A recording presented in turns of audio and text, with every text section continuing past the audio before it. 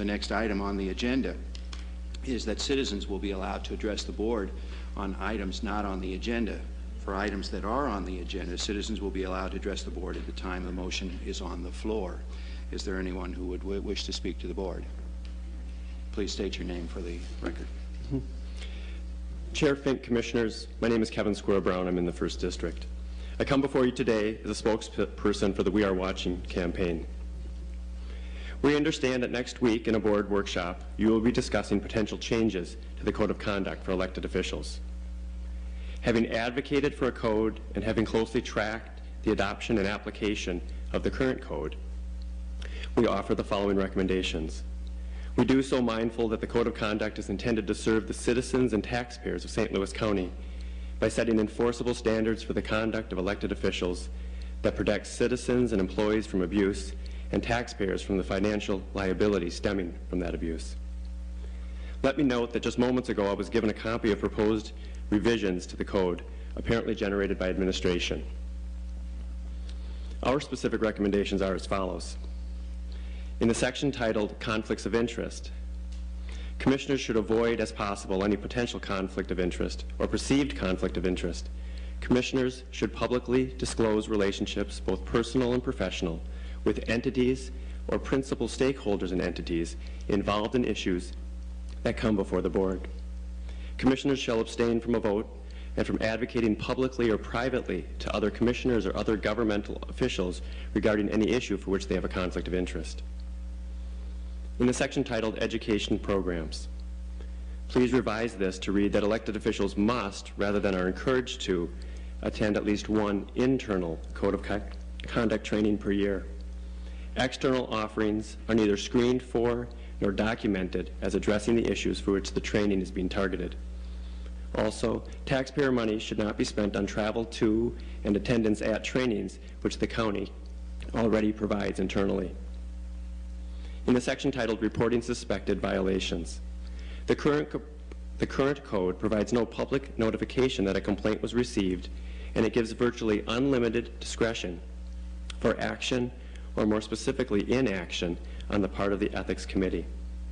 Further, it fails to articulate the form such a complaint must take and what information must be included. In making changes, the process must not create barriers to reporting. A standardized form should be provided with which complaints are to be reported. Once a complaint is filed, it should then be the county's responsibility to investigate internally or through a neutral third party the facts surrounding the complaint prior to making even preliminary determinations as to the sufficiency or validity of the complaint. Standards for such determinations need to be clearly spelled out. For all complaints filed against an elected official, the existence of the complaint, the committee recommendations regarding said complaint, and investigation findings related to the complaint must be publicly reported. The voting public must have this information in order to fulfill their role in ultimately holding such officials accountable. The inclusion of the sheriff and county attorney on the Ethics Committee is essential to create transparency and fairness. Their presence is essential in order to avoid potential for coercion of committee members by those with the power to affect their employment. The board chair has power over the appointed administrator, and the administrator has power over the affirmative action officer. In the section titled Consequences of Violating the Code of Conduct, the consequences of violations need to be clearly defined. These consequences need to be aimed at redressing the infraction and eliminating further violations of the code. As is, the current code allows for arbitrary, politically motivated responses, or even no response at all. We have heard from members of this board endorsement for transparency and accountability. We have also heard claims that charges of its absence have been and are overstated and misinformed. You can, by adopting and then following strong guidelines for conduct, generate confidence that the high standards of transparency and accountability that we seem to all publicly endorse are indeed taking place. We urge you to resist the temptation for self-protection through perpetuation of an ineffective and easily manipulated code. Instead, address the structural deficits of what exists and move forward committed to real transparency and genuine accountability. Thank you.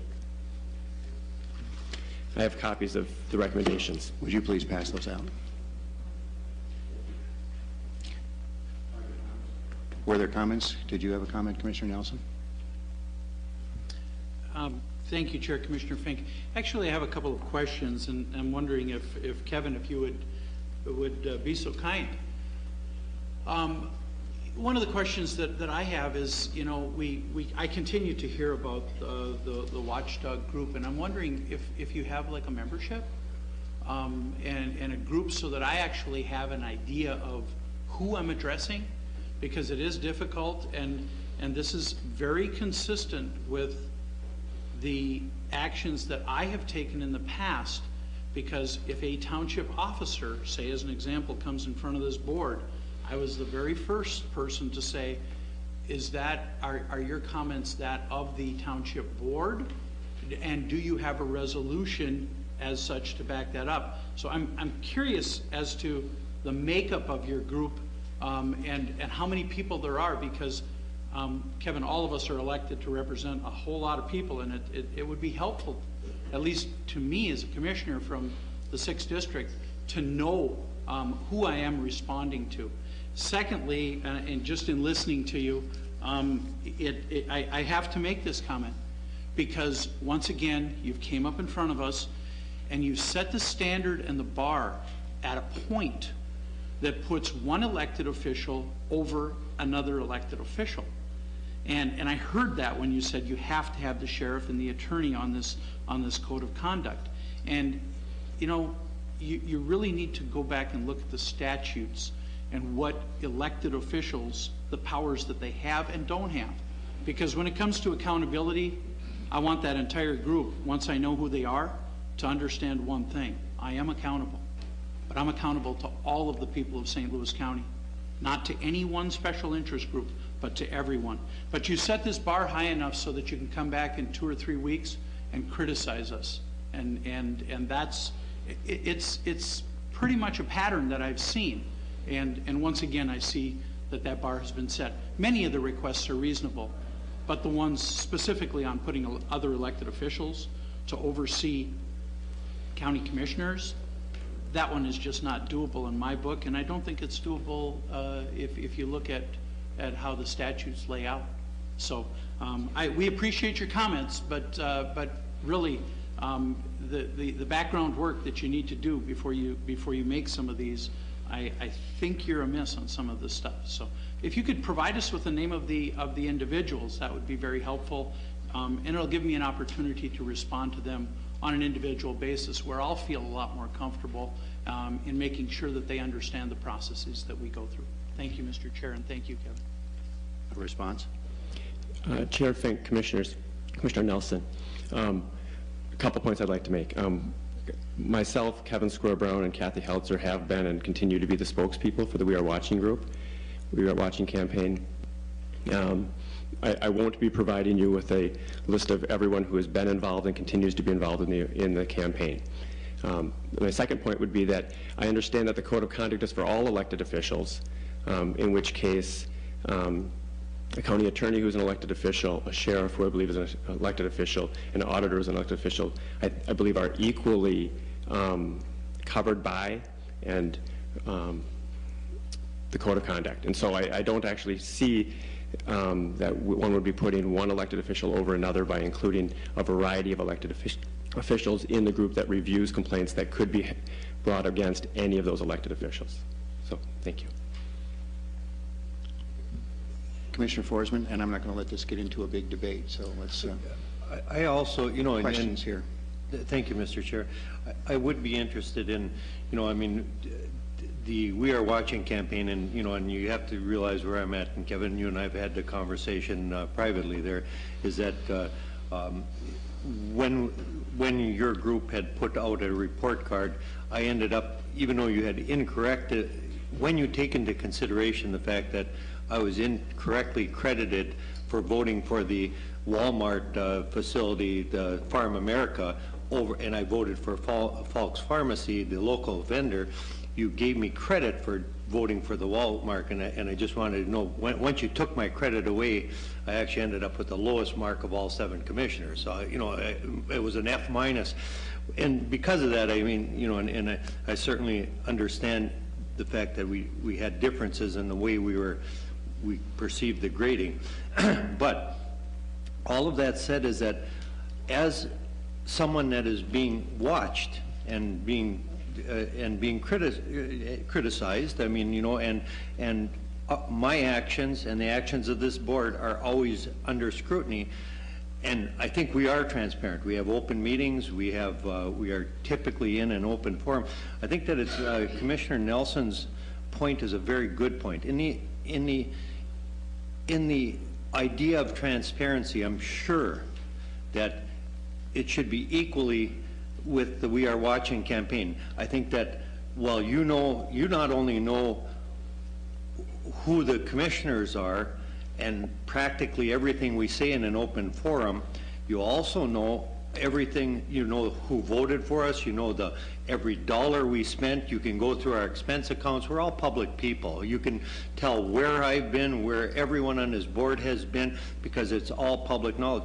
I think that Commissioner Nelson is absolutely correct in asking, and I would ask the same thing, that two things. One is that we have a membership list. I think that's should be. If you are a group that is criticizing the board, in order of transparency, you should let us know who your president is.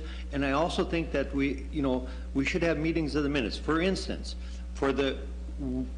I would like to know when the report cards came out, was the motion, you know, here are the report cards, adopted by, and then, you know, whether, I don't need to know every person, but, you know, if there were 15 people in the room and 14 voted for it, you know, that was a correct thing, you know, we should know who our accusers are. I mean, that's because certainly as someone that's been on the receiving end, the critical end, and I don't think I've done anything wrong that you know, I think it was a matter of disagreement on where we were at.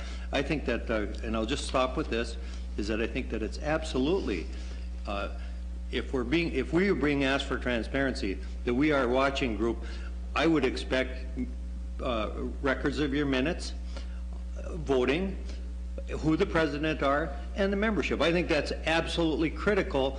Or if that isn't possible, then I would say that your group doesn't have the credibility that you're asking us to have. So with that, and I'll stop with that, and and it'd be worth going back to your membership and see if that's a doable thing there. So thank you.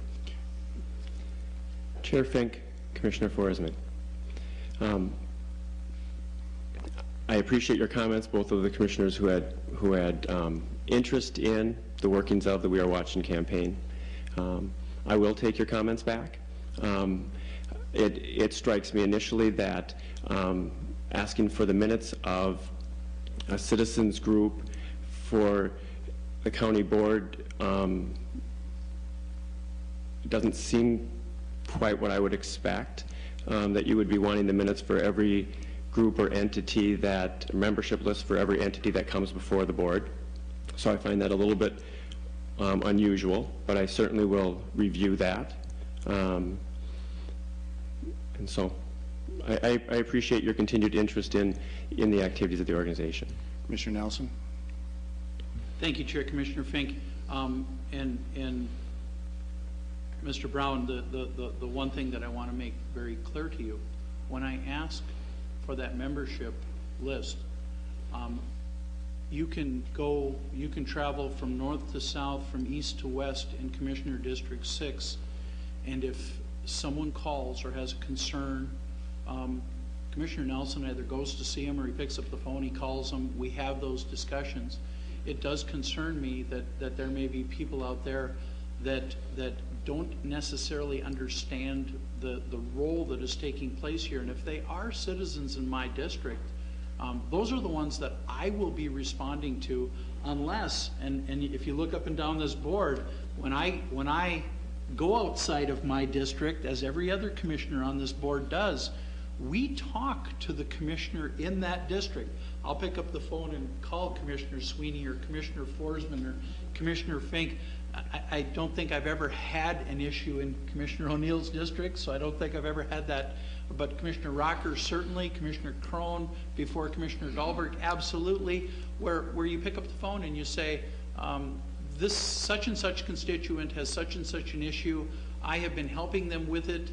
I wanted to make you aware of the situation and take any advice from that other commissioner, because we do, even though we are St. Louis County commissioners, we represent certain districts, and my concern is that I am hearing those voices from my district as well as from all of St. Louis County. So when I ask that question, it is to afford me as the elected representative of those 26,000, 27,000, 28,000 people. As that elected representative, and I know our districts vary a little bit, so I use that term of 25, 26, 27,000, whatever it is. As we do that, it's really important to us. I understand your voice coming here, but Kevin, I have to tell you, to really have the credibility of representing a group of people. A week ago we had a gentleman here representing the leaseholders. Well, by gosh, they have a list that they give us of all of the leaseholders, and yes, they do send us the minutes of their meetings. And those are the types of communication efforts that if your group, if the true interest is for better government, then the transparency that I am requesting, I think will lead to better government. And absolutely, I as an elected official, I don't think anyone is ever going to say that, you know, that's the goal from day one. When it's the reason you run for elected office, is to have better government. So help us get there, but please, to help us get there, it isn't the grandstanding, it isn't the public displays that help us get there. It's when we sit down, roll up our sleeves, and start working together to get things done. Thank you, Mr. Chair, and thank you, Kevin. Attorney Ford. Thank you. Mr. Swearer-Brown, will you please tell the commissioners what my involvement is or has been with We Are Watching? The county attorney has had no involvement with the We Are Watching campaign, professionally or personally. Kevin, as you prepare to leave, I'd like to point out that during the last 2 weeks, each time that you came in front of the board, you brought something that will or was on our agenda. As you continue to do that, you will be welcome in this house. Thank you.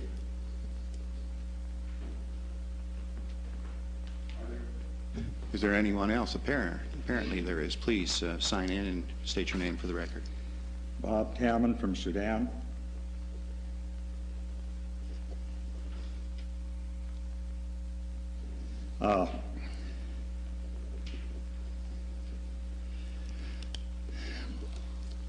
I think those of you who have been on the board have seen me. I come to the meetings occasionally, usually with my wife, and it's I kind of like this idea where you come and you get your 4 minutes or whatever. But I'd have to say, in the meetings I've been coming to the last 2 or 3 years, I watch the people, some rattle on a little bit, but frankly, this is the most I've seen any commenter badgered by the commissioners. Thank you.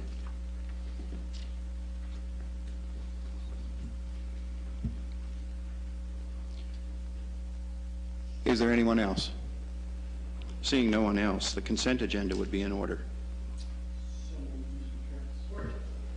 It's been moved and supported. Is there any comments on the consent agenda? Seeing none, all those in favor say aye. Aye. Opposed? Thank you very much. The reports of boards and committees, Commissioner Nelson, Finance and Budget. Thank you, Chair. Commissioner Fink. I have but one item before us today. It is directing the purchasing department for vehicles for 09, purchase of vehicles for 09. We had quite a bit of discussion about this at the Committee of the Whole, and I would move it, Mr. Chair. It's Been moved and supported. Commissioner Nelson, you get the first word on the discussions. There were 2 points that needed to be that were being addressed. Will you address them?